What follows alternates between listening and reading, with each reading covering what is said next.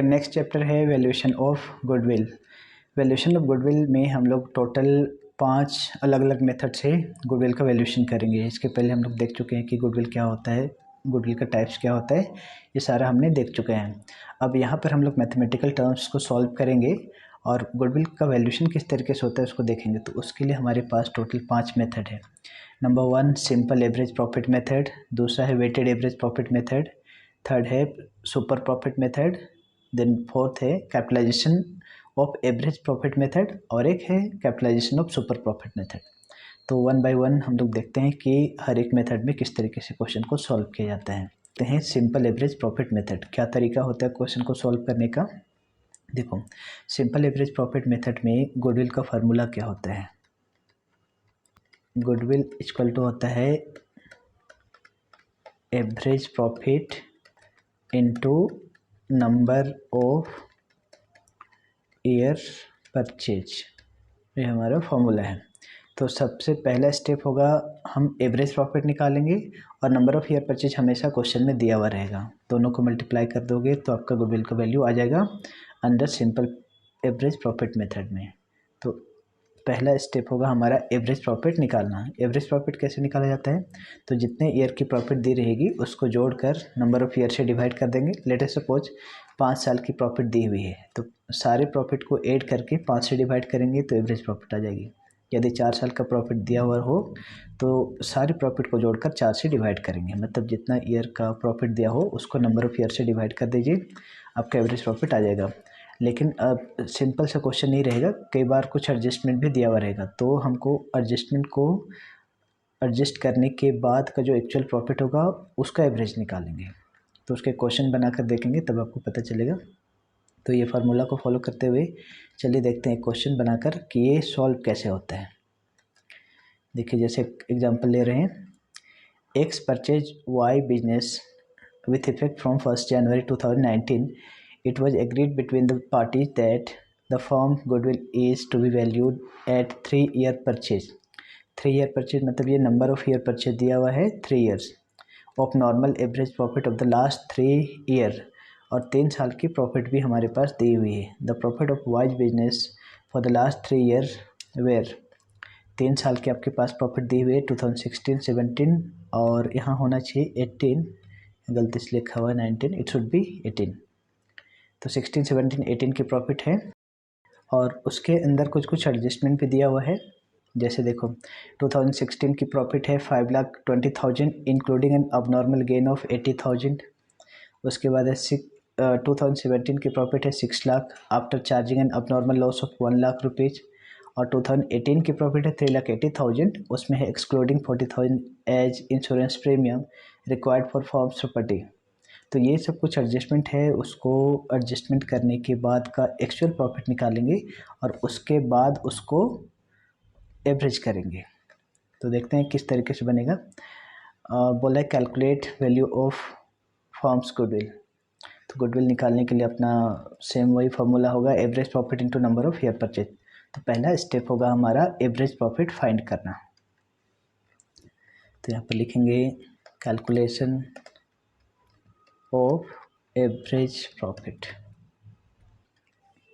देखिए यहाँ पर लिखेंगे ईयर्स, यहाँ प्रॉफिट और यहाँ पर एडजस्टेड प्रॉफिट।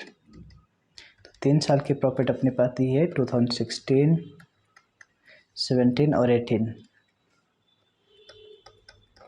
2018 की प्रॉफिट है 520, 6 लाख और 3,80,000। तो इन सब प्रॉफिट में कुछ एडजस्टमेंट है, उसको देखने के बाद हम एक्चुअल प्रॉफिट निकालेंगे और फिर उसका एवरेज करेंगे। तो इसका मतलब है कि जो प्रॉफिट आपका ना 5,20,000, 6 लाख और 3,80,000 वो करेक्ट प्रॉफिट नहीं है, उसमें कुछ एडजस्टमेंट है, उसको ठीक करना है। जैसे 2016 में देखिए क्या लिखा हुआ है, including an abnormal gain of 80,000। ये जो 5,20,000 का जो प्रॉफिट है उसमें अबनॉर्मल गेन है। अबनॉर्मल मतलब विच इज़ नॉट नॉर्मल, जो नॉर्मल एक्टिविटी का प्रॉफिट नहीं है वैसा वाला प्रॉफिट इसमें 80,000 रुपये इंक्लूड है। हमको केवल और केवल बिजनेस का नॉर्मल एक्टिविटी से कमाई होने वाला इनकम को लिखना होता है। तो अब नॉर्मल मतलब which is not related to business या विच इज़ नॉट नॉर्मल, हमें केवल नॉर्मल प्रॉफिट को कंसिडर करना होता है। और ये अब नॉर्मल प्रॉफिट इसमें 80,000 रुपया इंक्लूड है, तो उसको हटा दीजिए, तो सही वाला या एक्चुअल वाला प्रॉफिट आ जाएगा। तो किसको ऐड करना है किसको लेस करना है इसके लिए रट्टा नहीं लगाना है, इसको खुद ब खुद समझ में आ जाएगा कि कोई अब नॉर्मल आइटम अगर इसमें शामिल है तो उसको हटा दीजिए, तो करेक्ट वाला प्रॉफिट आ जाएगा। 5,20,000 में 80,000 अगर आप माइनस करते हैं तो 4,40,000 आ जाएगा। ये एक्चुअल प्रॉफिट हो गया। फिर सेकेंड ईयर है 2017 में 6 लाख, इसमें देखते हैं क्या बोला है। आफ्टर चार्जिंग एन अब नॉर्मल लॉस ऑफ 1 लाख। देखिए हम लोग प्रॉफिट कैसे निकालते हैं, सारे इनकम में से एक्सपेंसेस को माइनस करते हैं, सारे इनकम में से एक्सपेंसेस को माइनस करते तब जाके प्रॉफिट आता है। तो यहाँ बोल रहे 6 लाख रुपया का जो प्रॉफिट है वो आफ्टर चार्जिंग एन अब नॉर्मल लॉस। अब नॉर्मल लॉस मतलब जो बिजनेस से रिलेटेड लॉस नहीं है उसको भी माइनस किए हैं, चार्ज करना मतलब माइनस करना, तो माइनस 1 लाख रुपया किए हैं तब जाके 6 लाख की प्रॉफिट आई है। तो अब नॉर्मल आइटम को तो हमको माइनस ही नहीं करना चाहिए था, गड़बड़ ये हुआ कि 1 लाख को हम लोग माइनस कर चुके हैं, चार्ज करना मतलब घटाना, तो हमने 1 लाख रुपये घटाया है प्रॉफिट में से तब जाके 6 लाख का प्रॉफिट आया है। तो अगर हम सही प्रॉफिट जानना चाहते हैं तो क्या करेंगे, उसको 1 लाख को वापस एड बैक कर दो, क्योंकि इसको हमको माइनस करना ही नहीं चाहिए था, मतलब जो गड़बड़ हुआ है उसको वापस करेक्ट करना है। तो एक्चुअल प्रॉफिट आ जाएगा इसका 7 लाख। अगर हम इस अब नॉर्मल लॉस को माइनस नहीं करते तो 7 लाख आता प्रॉफिट, और अब नॉर्मल आइटम को तो लेना ही नहीं होता है। फिर 2018 का प्रॉफिट है 3,80,000, 3,80,000। उसमें क्या लिखा हुआ है देखो, एक्सक्लूडिंग 40,000 एज इंश्योरेंस प्रीमियम। देखिए इंश्योरेंस प्रीमियम ना बिजनेस का खर्च होता है, उसको यहाँ पर शामिल ही नहीं किया गया है। 3,80,000 में 40,000 का जो खर्च है उसको इंक्लूड ही नहीं किया गया है। बोलता है insurance premium required for firms property, firm की प्रॉपर्टी के लिए इंश्योरेंस कराना ज़रूरी है, जो कि ये शामिल नहीं किया गया है। तो हम अगर 40,000 रुपये का खर्च और दिखाएंगे तो प्रॉफिट बढ़ेगी या घटेगी, ऑब्वियसली अगर हम खर्चे और करेंगे तो प्रॉफिट घट जाएगी। तो ये 40,000 के जो खर्चे हैं उसको नहीं दिखाया गया है, तो उस खर्चे को अगर हम दिखाएंगे तो हमारी प्रॉफिट और कम हो जाएगी। तो 40,000 रुपये इसमें माइनस कीजिए तो एक्चुअल प्रॉफिट बचेगी 3,40,000 रुपीज़। ये अब ये तीनों प्रॉफिट को जोड़ते हैं, 4,40,000, 7 लाख और 3,40,000, सबको जोड़ने पर आएगा 14,80,000 रुपये। 14,80,000 रुपये आएगा total profit, total adjusted profit. तो इस तरीके से आपको एडजस्टमेंट करने के बाद का प्रॉफिट निकालना है। तो अगर कुछ भी अब नॉर्मल आइटम वगैरह इंक्लूड है या फिर इंक्लूड नहीं है नॉर्मल आइटम, तो उन सबको एडजस्टमेंट करने के बाद सही वाला करेक्ट प्रॉफिट निकालिए और फिर उसका एवरेज करेंगे। अब ये 3 साल का टोटल है, सो देयरफॉर गुडविल का फार्मूला क्या होता है, average profit into number of year purchase. तो एवरेज प्रॉफिट कैसे निकलेगा, 3 साल की जो प्रॉफिट है उसको 3 से डिवाइड करेंगे। अच्छा एक चीज़ और, यहाँ पर आप देख रहे हैं कि इसको अगर हम काटेंगे तो ये पूरा पूरा नहीं कट रहा है, फ्रैक्शन में आ रहा है, तो इसको ऐसे ही छोड़ दीजिए। अगर पूरा पूरा कटता है काट दीजिए, और नहीं कट रहा है तो ऐसे ही छोड़ देना है। नाउ देयरफॉर गुडविल बराबर क्या होता है,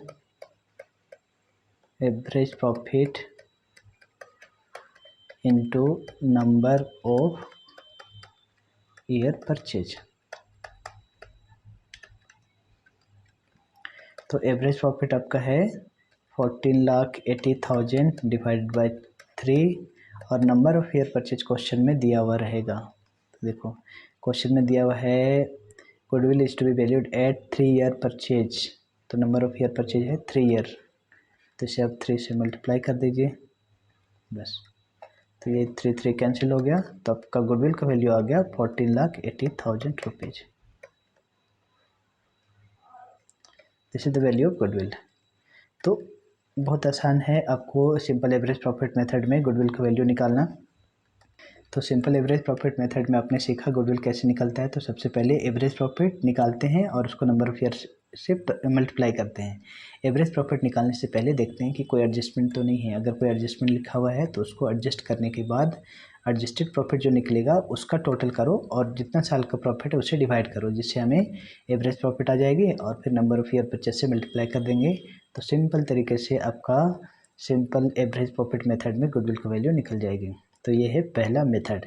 इसके बाद नेक्स्ट मेथड देखेंगे वेटेड एवरेज प्रॉफिट मेथड। और फिर ये जो अपने सिंपल एवरेज प्रॉफिट मेथड करा, इसका कुछ क्वेश्चंस भी हम लोग सॉल्व करेंगे और फिर देखेंगे next method weighted average profit method.